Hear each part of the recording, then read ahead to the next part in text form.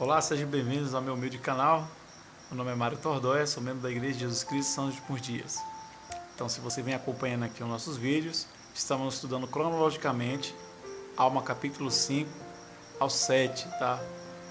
Nós estamos utilizando o livro de Mórmon, com apoio do manual Vem Segue, publicado pela Igreja de Jesus Cristo São dos Últimos Dias.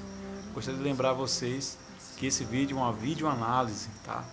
Então, são comentários próprios com o propósito de ajudar as pessoas a chegarem a Jesus Cristo, utilizando a fé, o arrependimento, o batismo, o dom do Espírito Santo e perseverar até o fim.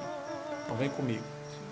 Então, o que a gente vai tratar hoje, né, nessa videoanálise, a alma ele deixa a cadeira de juiz e segue para os povoados circunvizinhos ali, né, da região, e começa a pregar. Então ele abandona o posto de juiz supremo e parte por corpo a corpo a pregação do evangelho como ministro autorizado de Deus, tá bom? Então ele decide pôr em prática tudo o que ele aprendeu, viveu e ao que se converteu. Está mais experiente, cheio de amor a Deus e a todos os homens.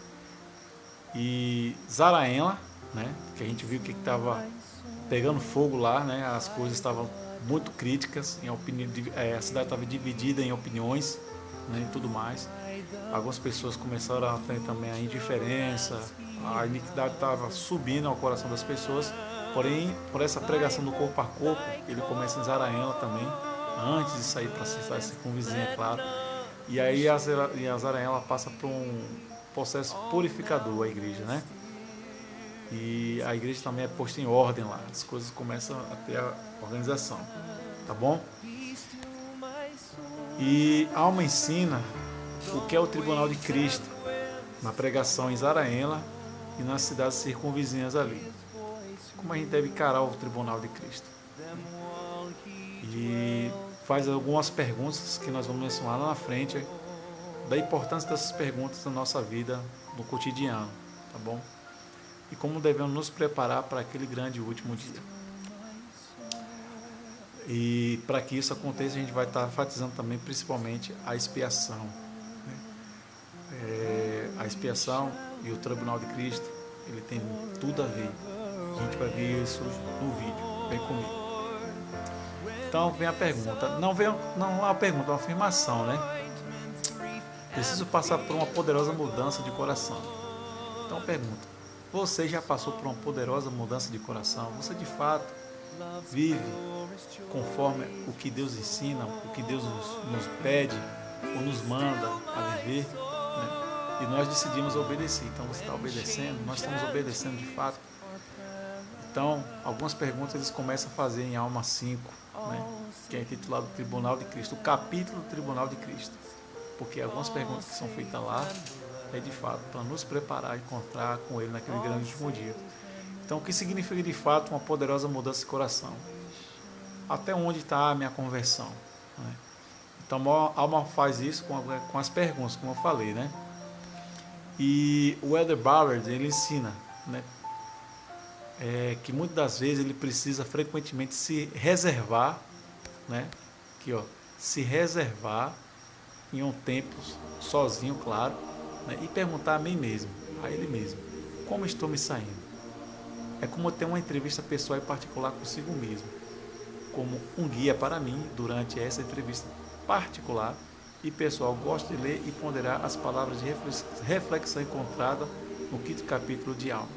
Então, se você está afim e conhece um lugar tranquilo, pega o livro de Mórmon, abra no livro de Alma, no capítulo 5, começa a ler ali aquelas páginas. Lá tem algumas perguntas de como devemos nos preparar para encontrar com Deus e o que nós estamos fazendo, de fato, como está a nossa condição.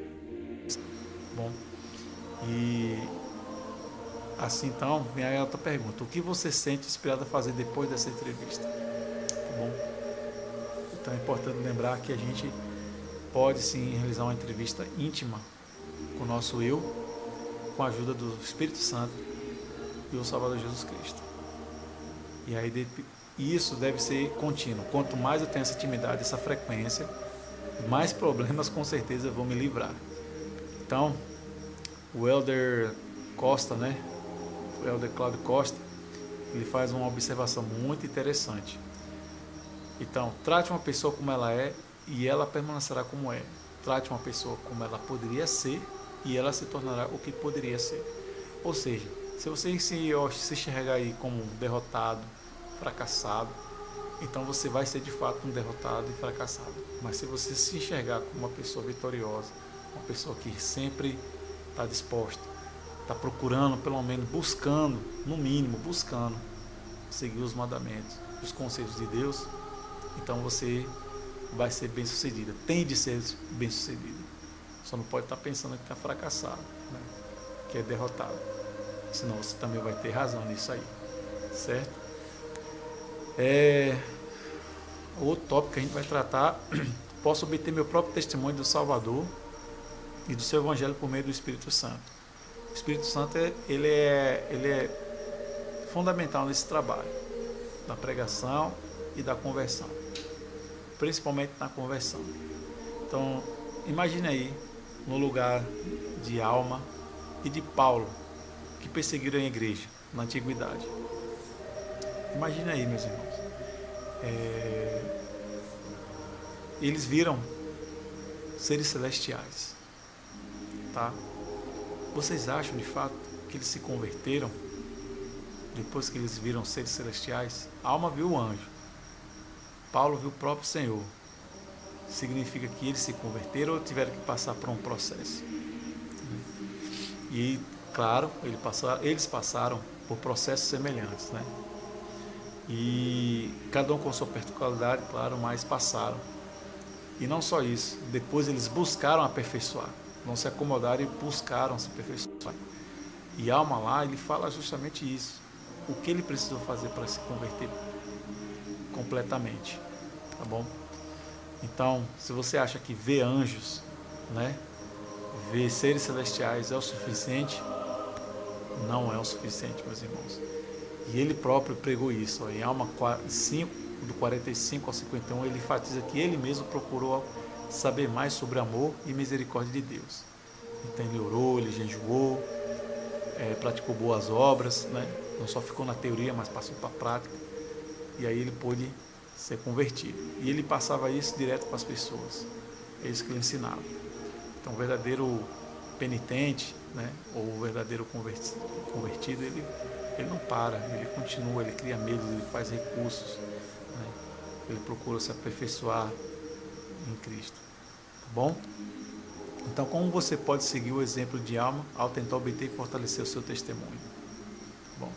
Então, muitas das vezes, a obtenção desse testemunho vai ser doloroso, né?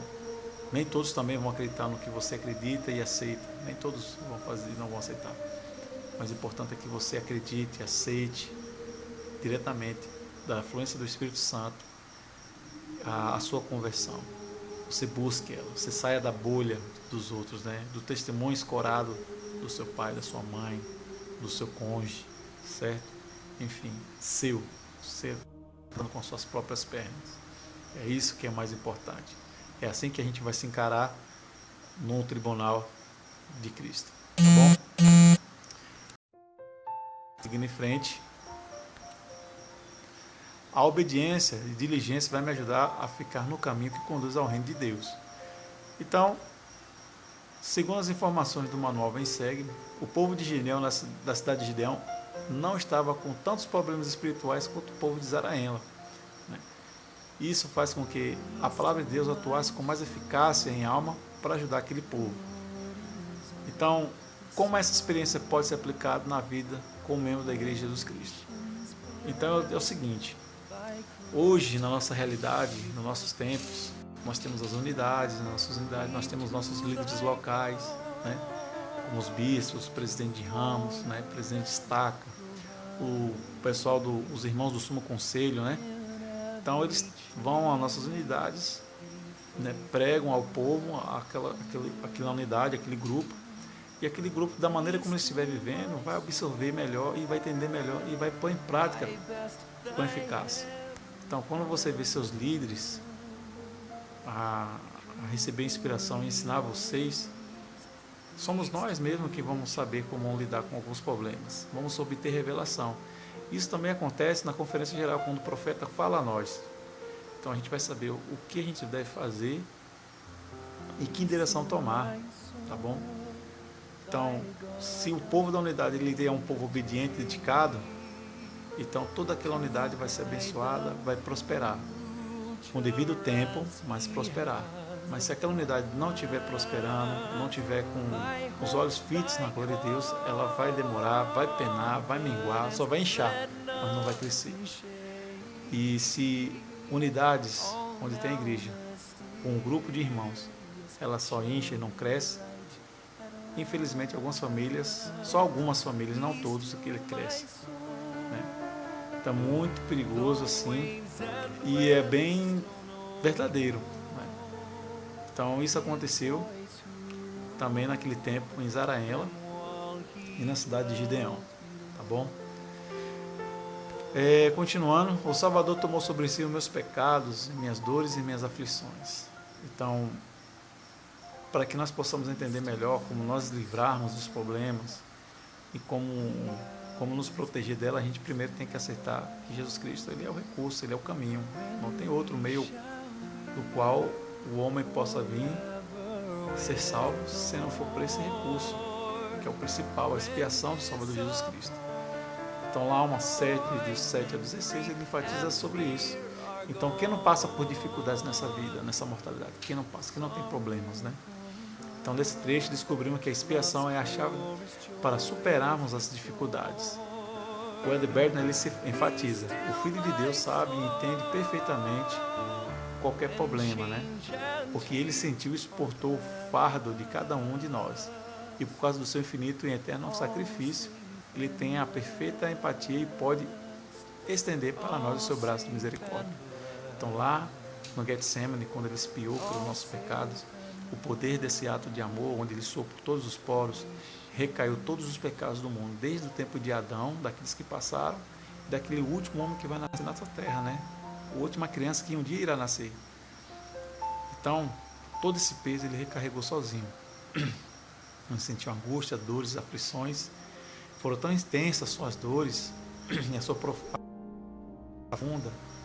que o Senhor enviou, o próprio Deus ele enviou um anjo para confortar, para ele aguentar firme.